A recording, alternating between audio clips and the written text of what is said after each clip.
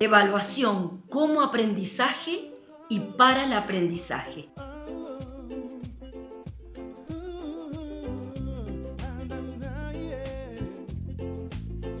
Estimados colegas, este es el primer documento de una serie en la que trabajaremos juntos la evaluación de los aprendizajes de nuestros alumnos.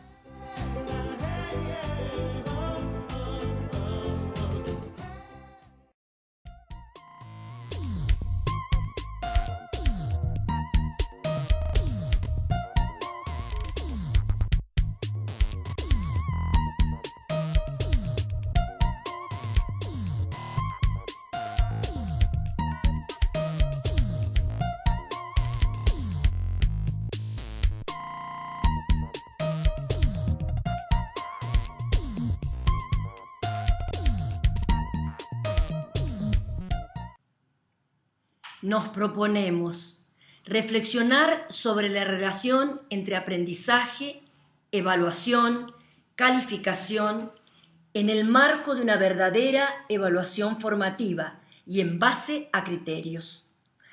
Analizar críticamente nuestras prácticas evaluativas. Iniciar juntos la reflexión y el diálogo para diseñar buenos instrumentos de evaluación de los aprendizajes de nuestros alumnos, que sean válidos, pertinentes y confiables. ¿Por qué se evalúan los aprendizajes? Si tuviéramos que contestar con frases a esta pregunta, lo primero que debemos subrayar es la importancia cultural, social, económica, política de los mismos. Además, debemos decir que para garantizar el bienestar de los aprendizajes deseables. Otra respuesta muy importante es considerar que los aprendizajes son la esencia de toda entidad educativa, son el corazón de las escuelas. Sin aprendizajes no salimos de ellas. Además, completando la síntesis, podríamos decir, no se puede hablar de políticas educativas sin saber qué y cómo aprenden los alumnos. Esto lleva a tener en cuenta las teorías, los modelos, las prácticas educativas que usamos los docentes para que los alumnos aprendan. ¿Qué es lo primero que aparece cuando evaluamos los aprendizajes de los alumnos? Lo primero que aparece son las diferencias. Unos saben mucho, otros saben poco, pero detrás de esto aparecen todas las diferencias, sobre todo las sociales y económicas. Estas diferencias que responden a trayectorias escolares distintas, nos dejan a la vista la vida de nuestros alumnos. Entonces, la evaluación aparece como una herramienta muy poderosa que con datos significativos nos permite ver cómo captamos, cómo clasificamos, cómo intervenimos para superar esas diferencias.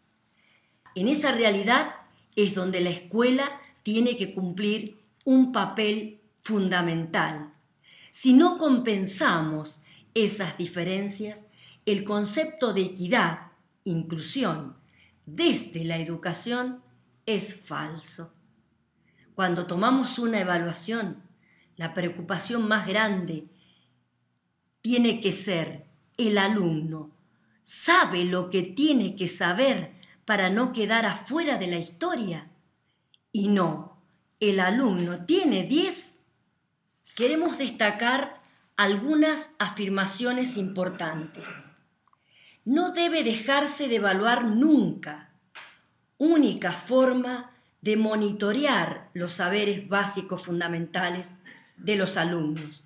Razón de ser de las instituciones educativas. Tenemos que lograr que los alumnos aprendan en la escuela cada día más y mejor. Es nuestra meta fundamental. Otro aspecto importante a subrayar es que la evaluación no es ni paralela ni final. Es un insumo permanente del proceso de enseñanza-aprendizaje. Venimos de prácticas donde el proceso de enseñanza-aprendizaje avanza por un costado del camino y la evaluación por otro. O bien, realizamos todo el proceso de enseñanza y aprendizaje y luego, al final, evaluamos. Estamos subrayando, no es ni paralela ni final, es entrelazada entre los dos, proceso de enseñanza-aprendizaje y evaluación. Se retroalimentan permanentemente. ¿Cuál es el referente que tomamos para valorar los aprendizajes de los alumnos?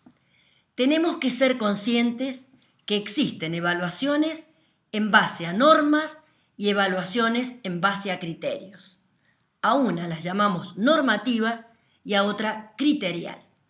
¿Cuál es la diferencia entre las dos?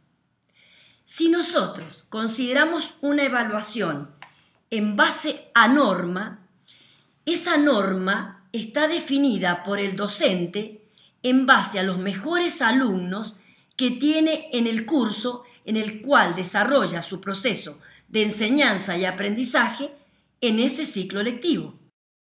Si consideramos una evaluación en base a un criterio, estamos teniendo en cuenta lo que el alumno logra en relación a los saberes básicos fundamentales. En nuestros casos, los NAP. ¿Qué es lo fundamental aquí? Que la norma no ha sido puesta por cada docente en base a los alumnos con los cuales trabaja, sino que es un campo de conocimientos que definimos con anterioridad como lo fundamental para seguir aprendiendo.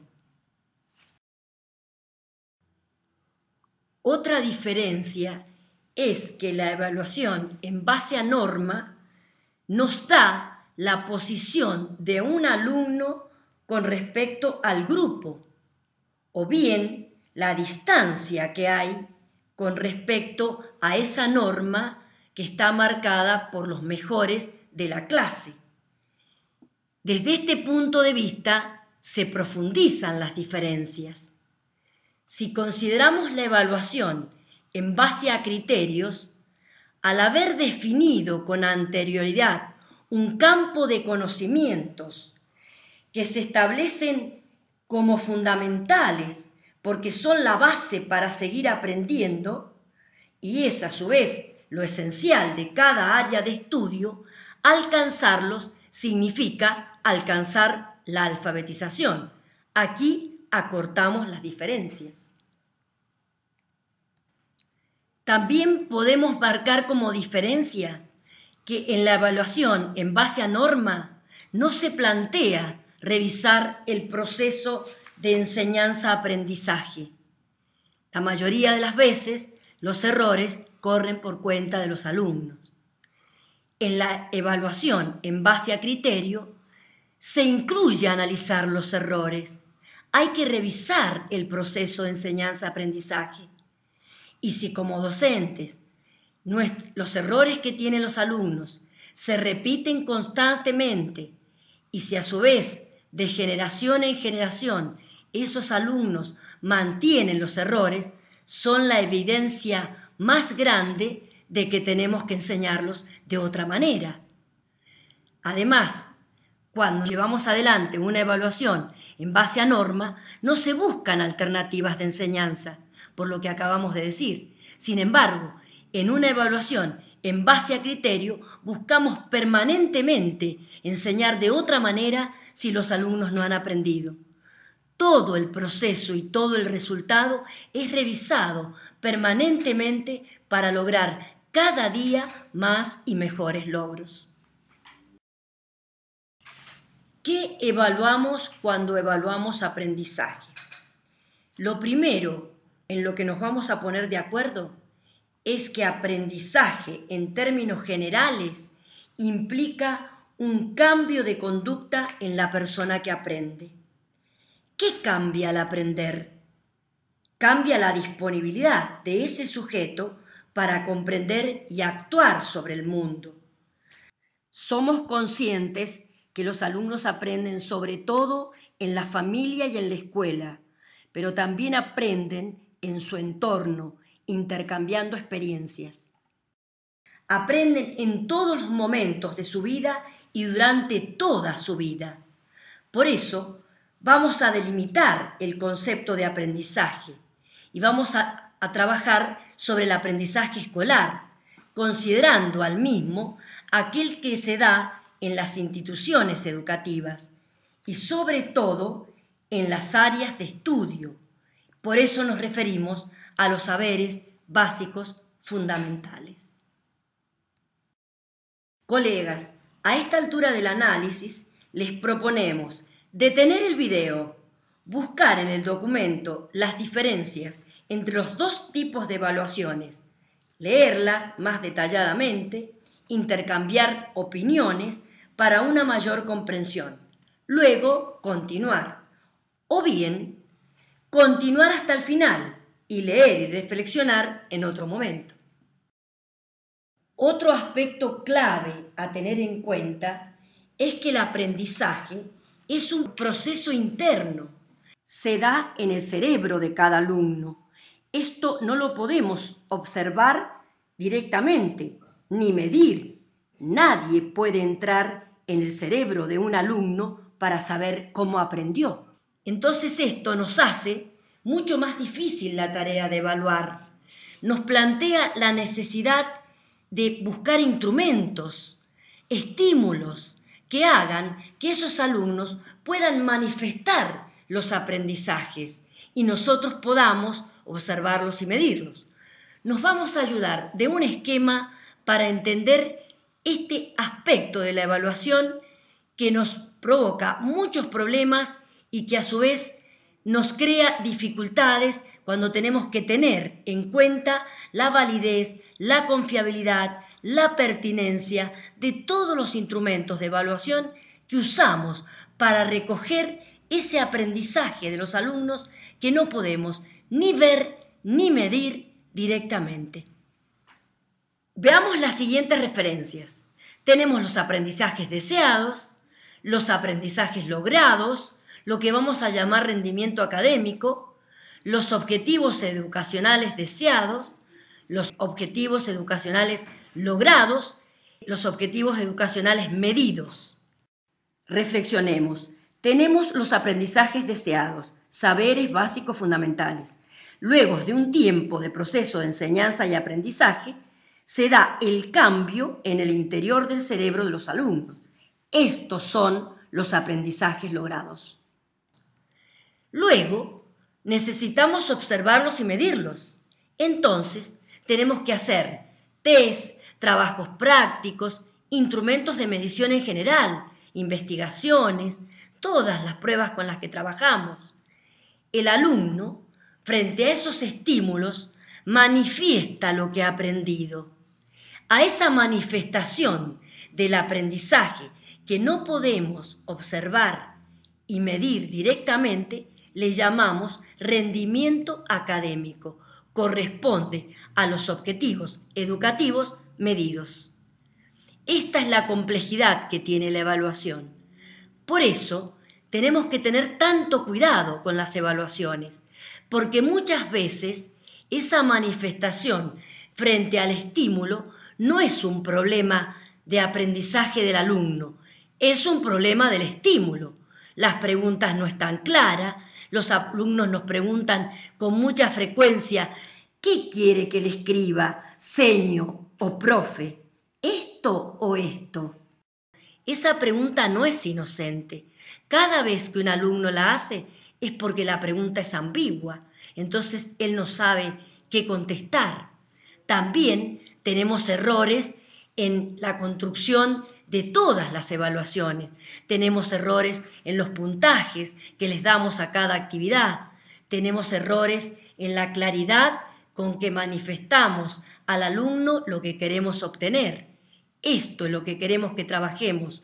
desde ahora y en futuros documentos para que nuestras evaluaciones tengan validez, pertinencia y confiabilidad.